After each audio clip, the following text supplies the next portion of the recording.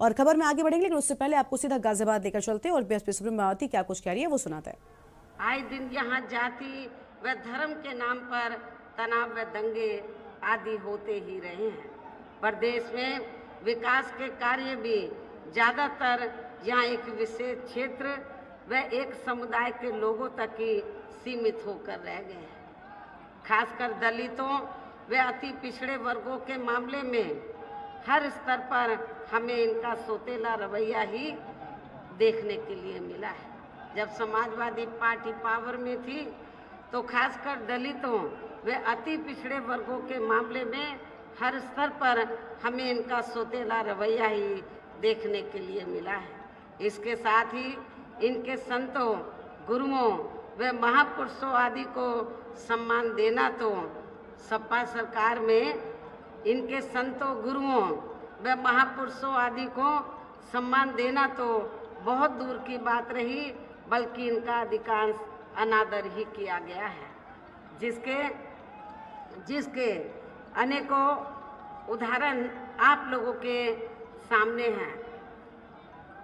जैसे मैं आप लोगों को ये बताना चाहती हूँ कि जब यूपी में समाजवादी पार्टी की सरकार थी तो सपा सरकार जो अपने आज जो चुनाव के समय में, अभी तो उनकी सरकार नहीं है, लेकिन आज समाजवादी पार्टी ये जो जगह जगह ये कहती है कि सर्व समाज के हितों की पार्टी है और वीकर सेक्शन के लिए बहुत काम किया है, मैं समझती हूँ कि इसमें रत्ती भर भी सच्चाई नहीं है। समाजवादी पार्टी की सरकार में वीकर सेक्शन की उपेक्षा हुई हर मामले में, वे हर स्तर पर, और इनके संतों, गुरुओं और महापुरुषों का भी अनादर हुआ है। जैसे आप लोगों को मैं ये बताना चाहती हूँ कि जब समाजवादी पार्टी सत्ता में थी तो सपा सरकार में SC ST का सरकारी ठेकों में आरक्षण खत्म कर दिया गया। जब BSP पावर में थी, इंडिया में पहली BSP की सरकार थी जिस सरकार ने तो SC ST का सरकारी ठेकों में आरक्षण की व्यवस्था की थी। लेकिन जैसे ही समाजवादी पार्टी पावर में आई तो समाजवादी पार्टी की सरकार ने SC ST का सरकारी ठेकों में आरक्षण खत्म कर दिया। पदोन्नति में आप लोगों को मालूम है कि जब पदोन्नति में आरक्षण का बिल पार्लियामेंट में आया तो समाजवादी पार्टी के सांसदों ने इस बिल को फाड़ दिया था और इस बिल को पास नहीं होने दिया। SC ST के छात्रों का विदेश जाकर पढ़ाई करने की योजना को समाजवादी पार्टी की सरकार ने खत्म किया। पंचशील नगर का नाम बदलकर हापुड़ कर दिया गया।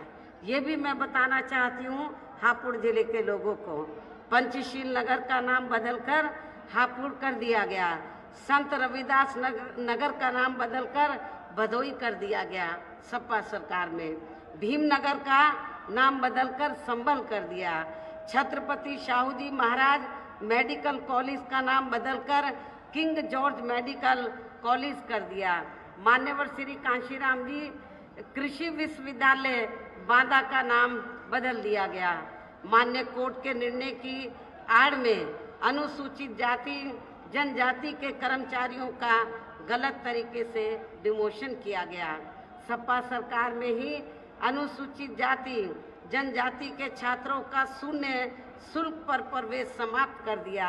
अनुसूचित जाति जनजाति के छात्रों की शुल्क प्रतिपूर्ति पर 60% की बाध्यता लगाकर उनकी छात्रवृत्ति रोकने का काम किया गया। मान्यवर श्री कांशीराम जी अरबी फारसी विश्वविद्यालय का नाम बदलने का काम सपा सरकार ने किया।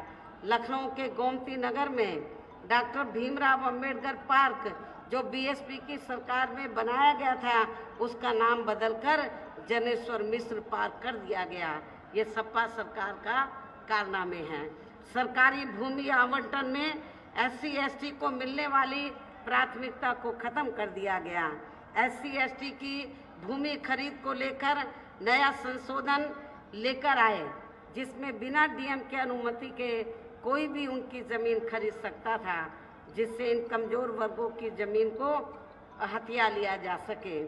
ये है अंबेडकर, ये है समाजवादी पार्टी के मुखिया श्री अखिलेश यादव के अंबेडकरवादी सोच एवं प्रेम। आप लोग समझ सकते हैं कि सपा सरकार में किस तरीके से वीकर सेक्शन की उपेक्षा की गई है। इसी प्रकार भाजपा सरकार की भी नीतियां व कार्यशैली अधिकांश यहाँ जातिवादी, पूंजीवादी एवं आरएसएस के संकीर्ण एजेंडे को ही लागू करने पर टिकी रही हैं, जिससे प्रभावित एवं शिकार हुए लोगों का इस सरकार में सही से विकास व उत्थान आदि नहीं हो सका है। साथ ही इनका हर स्तर पर काफ़ी ज़्यादा उत्पीड़न भी किया गया है। धर्म के नाम पर हमेशा यहाँ तनाव व नफरत आदि का वातावरण ही बना रहा है। प्रदेश में हर प्रकार के अपराध भी काफ़ी ज़्यादा बढ़े हैं। खासकर दलित व महिलाएं भी इस सरकार में कतई भी सुरक्षित नहीं रही हैं, लेकिन मीडिया में इनके आंकड़ों को अधिकांश दबा दिया जाता है। इसके अलावा प्रदेश में गरीबों, मजदूरों, बेरोजगारों व अन्य मेहनतकश लोगों के साथ साथ दलितों, आदिवासियों, अन्य पिछड़े वर्गों, मुस्लिम एवं अन्य धार्मिक अल्पसंख्यक समाज के लोगों के हित व कल्याण के लिए वर्षों से जो भी यहाँ सरकारी योजनाएं चल रही थी, तो उनका भी इन्हें सरकार में सही से पूरा लाभ नहीं मिला है। भाजपा सरकार में, वर्तमान भाजपा सरकार में इसका सही से पूरा लाभ नहीं मिला है। खासकर दलितों व पिछड़ों को आरक्षण का भी पूरा लाभ नहीं मिल सका है, क्योंकि इन्होंने मतलब भारतीय जनता पार्टी की सरकार ने यहाँ बड़े बड़े सरकारी कार्य ज़्यादातर प्राइवेट सेक्टर के जरिए ही कराए हैं, जिसमें इनके लिए आरक्षण की कोई भी व्यवस्था नहीं है। सरकारी नौकरियों में भी इनका आरक्षण का कोटा पूरा नहीं किया गया है। मुस्लिम व अन्य धार्मिक अल्पसंख्यक समाज के लोगों के साथ तो बीजेपी की सरकार में अधिकांश पक्षपात वाला रवैया ही अपनाया गया है। इतना ही नहीं, बल्कि इस बार बीजेपी की सरकार में अपर कास्ट समाज में से विशेषकर प्रबुद्ध वर्ग भी हर मामले में अपने आप को काफ़ी ज़्यादा उपेक्षित महसूस करता रहा है। इसके अलावा इनकी गलत आर्थिक नीतियों के कारण यहाँ गरीबी, बेरोजगारी व महंगाई आदि भी काफ़ी ज़्यादा बढ़ी है।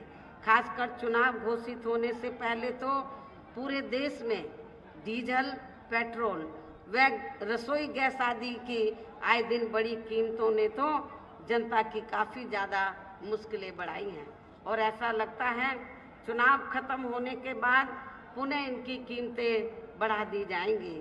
इसके साथ साथ उत्तर प्रदेश सहित पूरे देश के किसान भी केंद्र सरकार की गलत नीतियों के कारण काफ़ी ज़्यादा दुखी व परेशान भी रहे हैं और अभी भी परेशान हैं।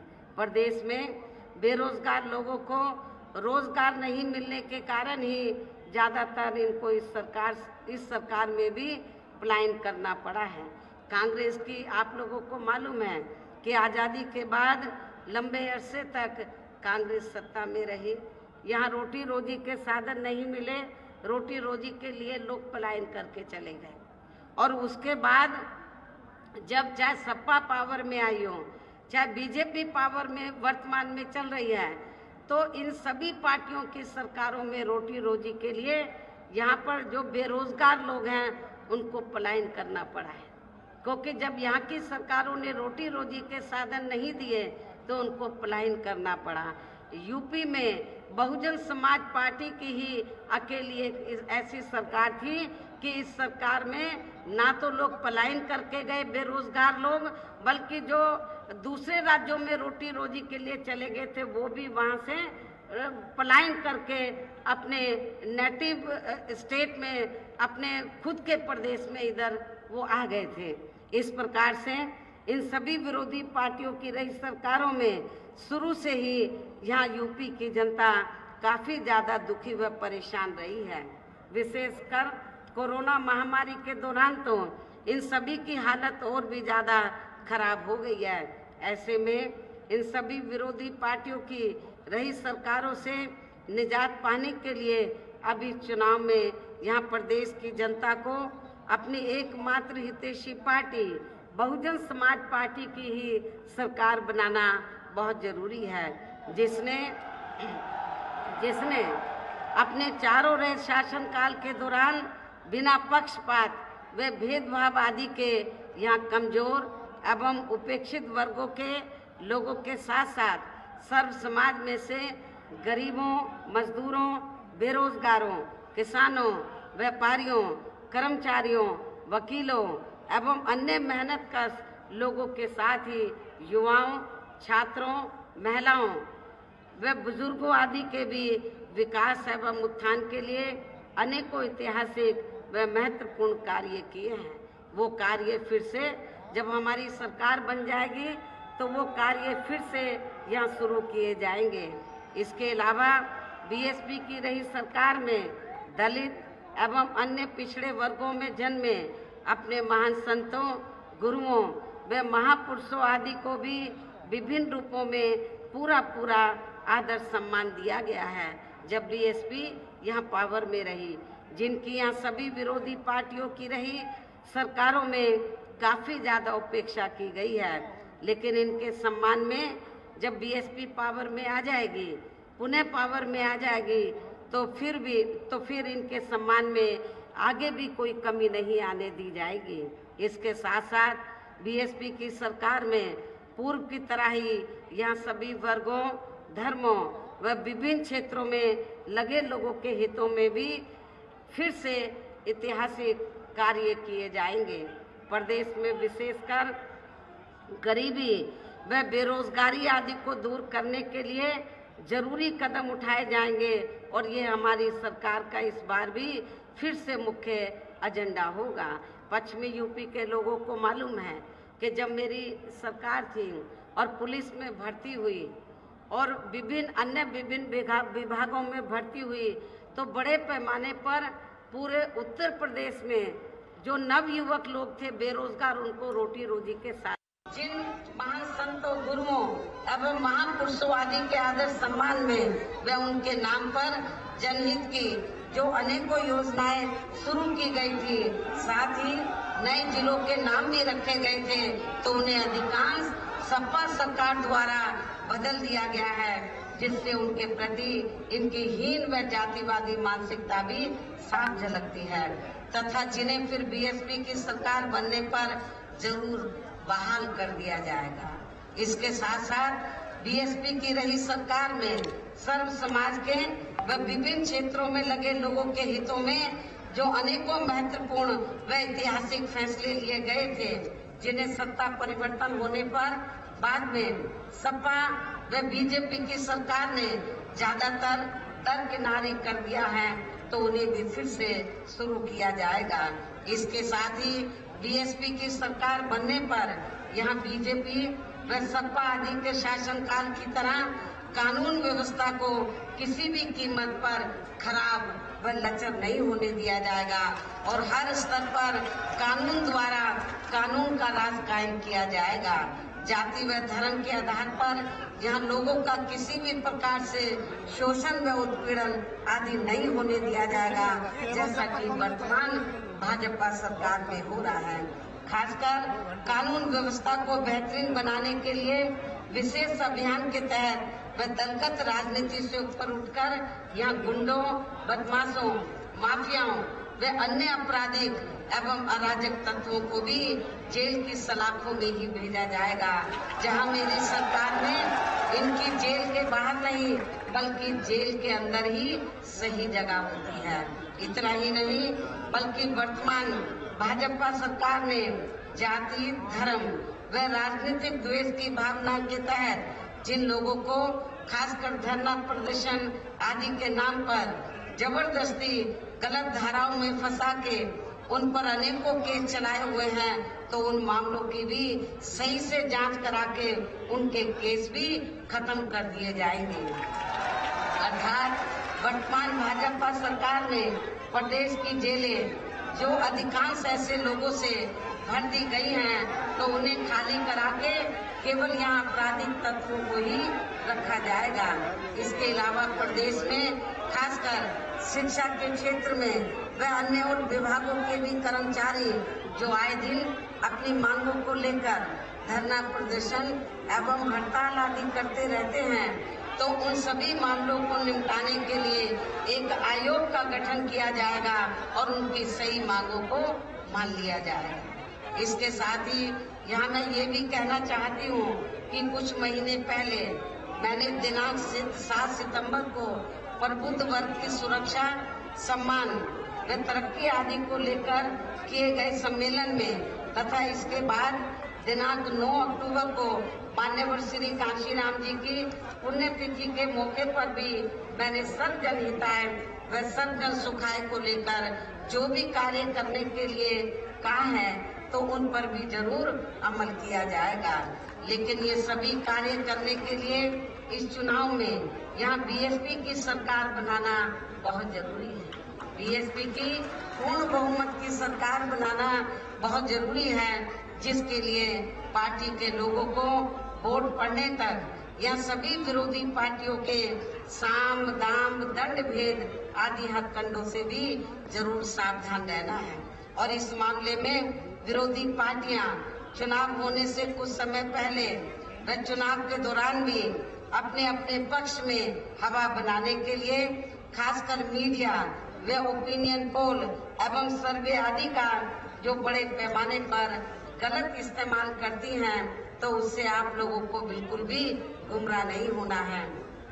जैसे आप लोगों को मालूम है कि जब सन 2007 में यूपी में विधानसभा के लिए आम चुनाव हो रहे थे, तो उस दौरान तो ओपिनियन पोल और सर्वे, मीडिया के लोग ओपिनियन पोल और सर्वे क्या दिखा रहे थे सन 2007 के विधानसभा आम चुनाव में कि बीएसपी तीसरे नंबर पर रहेगी, ये दिखा रहे थे। लेकिन जब रिजल्ट आया तो रिजल्ट पलट गया, उल्टा हो गया, और जिसको तीसरे नंबर पर बीएसपी को कह रहे थे, बीएसपी पहले नंबर पर आ गई, जिसको पहले नंबर पर कह रहे थे वो तीसरे पर चले। तो आप लोगों को पूरी मेहनत करके, रात दिन मेहनत करके, तो अपने उम्मीदवारों को जिताकर यहाँ अपनी सरकार बनाना है और इनके ओपिनियन पोल और सर्वे को आप लोगों को खारिज करना है, और ये सब आप लोगों के हाथों में है। इसके साथ ही पूर्व की तरह इस चुनाव में भी विरोधी पार्टियों ने विभिन्न रूपों में जो अपने हवाई व प्रलोभन भरे चुनावी घोषणा पत्र आदि जारी किए हैं, जिन्हें सत्ता में आने के बाद ये पार्टियां अधिकांश अमल में नहीं लाती हैं, तो उनके बहकावे में भी आप लोगों को कतई नहीं आना है।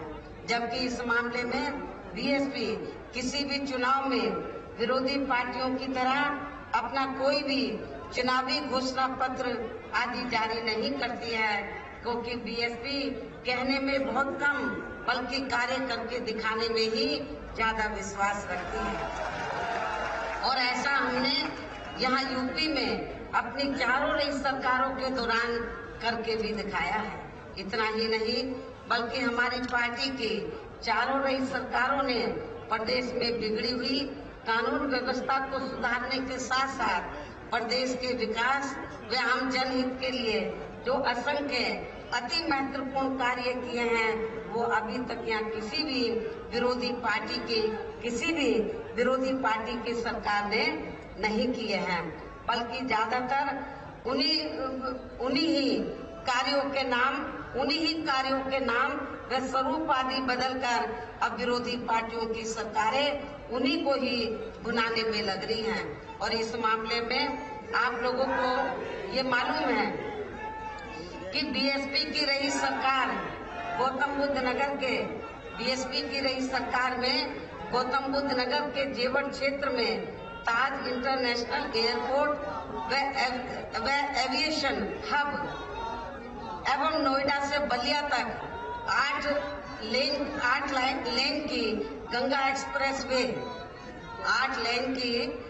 एक्सप्रेसवे आदि परियोजनाओं के द्वारा यूपी में रोजगार व विकास को नया आयाम दे रही थी जब बीएसपी की सरकार थी, आप लोगों को मालूम है। लेकिन इनकी पूरी तैयारी के बावजूद भी उस समय की हमारी पूरी तैयारी हो गई थी, जेवर एयरपोर्ट बनाने का भी, एविएशन हब का भी, और ये बलिया तक 8 लेन की जो गंगा एक्सप्रेस वे वो भी, सब पूरी तैयारी हो गई थी, पूरा प्रारूप तैयार हो गया था। लेकिन इनकी पूरी तैयारी के बावजूद भी उस समय केंद्र में कांग्रेस पार्टी पावर में थी, हमने उधर फाइल भेजी, लेकिन कांग्रेस ने उसमें अड़ंगा लगाकर तो इन कामों को नहीं होने दिया। हमारा सहयोग करने की बजाय असहयोग का कार्य किया।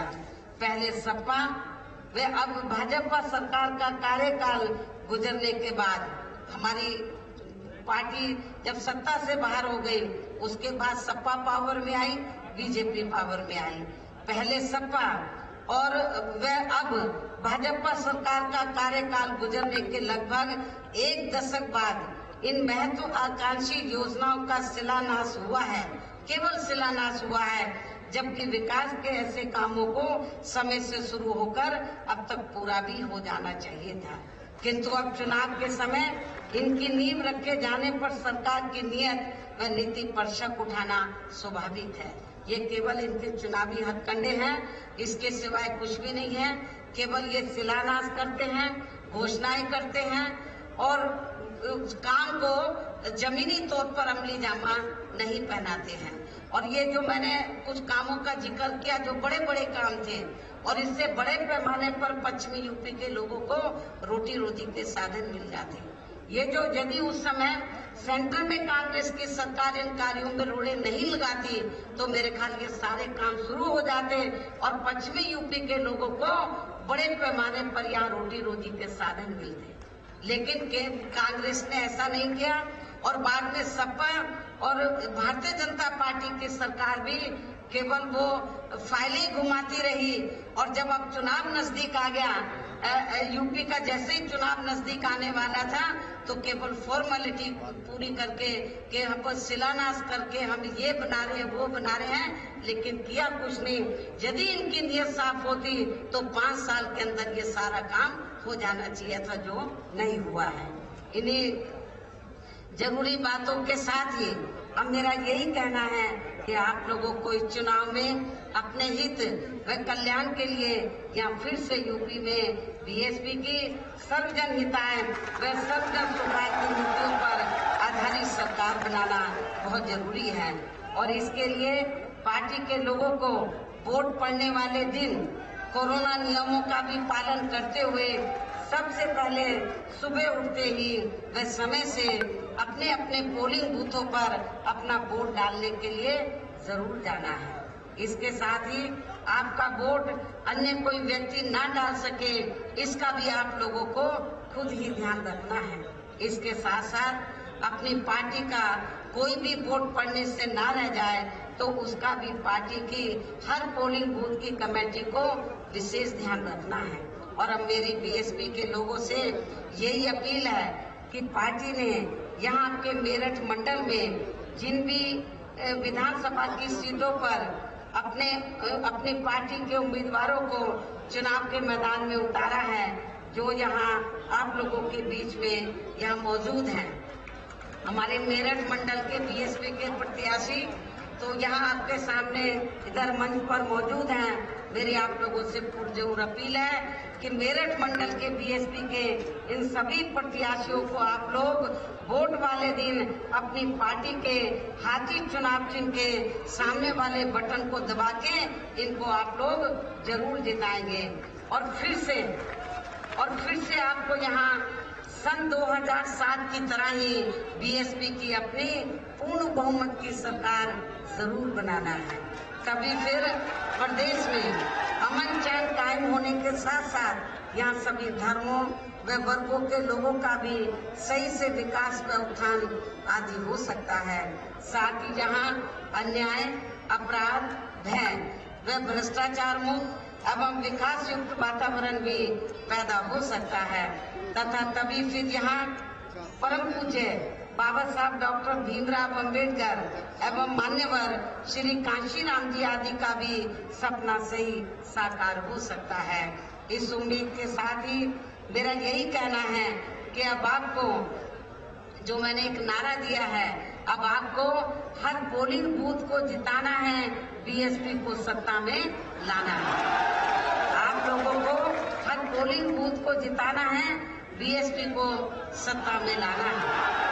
और मैं आप लोगों को इस विश्वास के साथ ही अब मैं पुनः अपनी पार्टी के सभी उम्मीदवारों को जिताने की पुरजोर अपील करते हुए अपनी बात यही समाप्त करूं। लेकिन इससे पहले मैं आप लोगों से ये दरखास्त करना चाहती हूं कि अब वोट पड़ने के लिए समय बहुत कम रह गया है, तो वोट पड़ने तक तो विरोधी पार्टियां किस्म किस्म के साम दाम दंड भेद हथकंडे इस्तेमाल करके तो आप लोगों को गुमराह करने का ये विरोधी पार्टियां प्रयास करेंगी।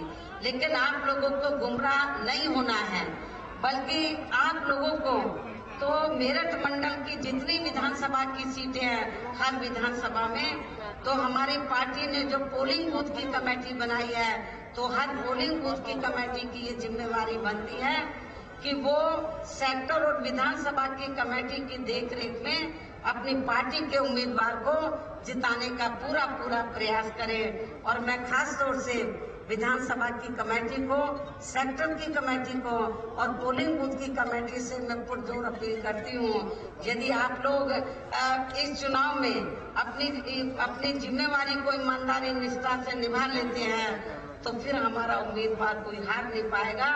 सारे के सारे उम्मीदवार चुनाव जरूर जीतेंगे।